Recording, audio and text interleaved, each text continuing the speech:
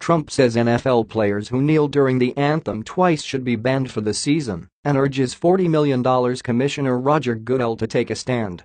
President Donald Trump demanded on Friday that the $40 million commissioner of the NFL suspend players for a whole season if they kneel during national anthem more than once. In a rehash of last year's controversy, the president took to Twitter to blast NFL Commissioner Roger Goodell for not doing enough to stem the tide of players protesting racial inequality in America. The NFL national anthem debate is alive and well again, can't believe it, Trump wrote in the tweet. Isn't it in contract that players must stand at attention, hand on heart? The $40 million commissioner must now make a stand. First time kneeling, out for game. Second time kneeling, out for season, no pay.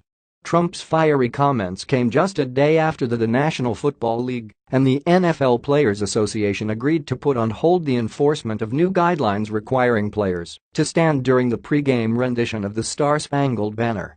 The announcement was made after the Associated Press reported that the Miami Dolphins would fine and/or suspend players for up to 4 games for violating the policy. The NFL rule that was passed in May forbid players from sitting or taking a knee if they are on the field or sidelines during the Star-Spangled Banner, but allowed them to stay in the locker room if they wish. The policy said teams would be fined if players didn't stand during the anthem while on the field. The league left it up to teams on how to punish players. Began by former San Francisco quarterback Colin Kaepernick back in 2016. More than 200 players participated in demonstrations last year protesting police violence against African American youth and social inequality.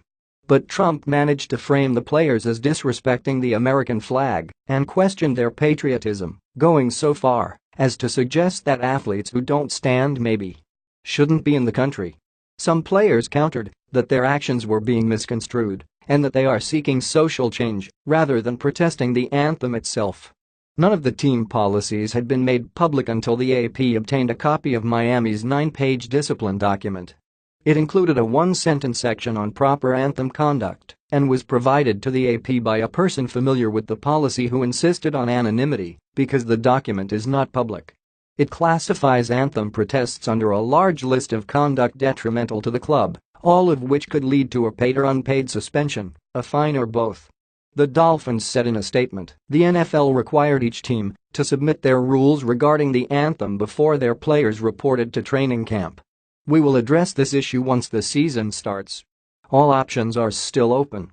Jets acting owner Christopher Johnson said shortly after the league announced its policy that he will not punish his players for any peaceful protests and would pay any potential fines incurred by the team as a result of his players' actions. The new league rules were challenged this month in a grievance by the players' union. The NFLPA said the NFL policy, which the league imposed without consultation with the players' union, is inconsistent with the collective bargaining agreement and infringes on player rights. Now, the two sides are hoping to reach a solution without litigation. The league and a coalition of players have been working in tandem to support player initiatives for a variety of social issues.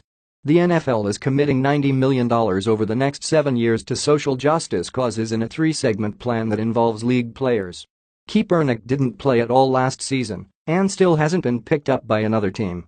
He threw 16 touchdown passes and 4 interceptions in his final season in 2016. Safety Eric Reid, one of Kaepernick's former teammates and another protest leader, is also out of work.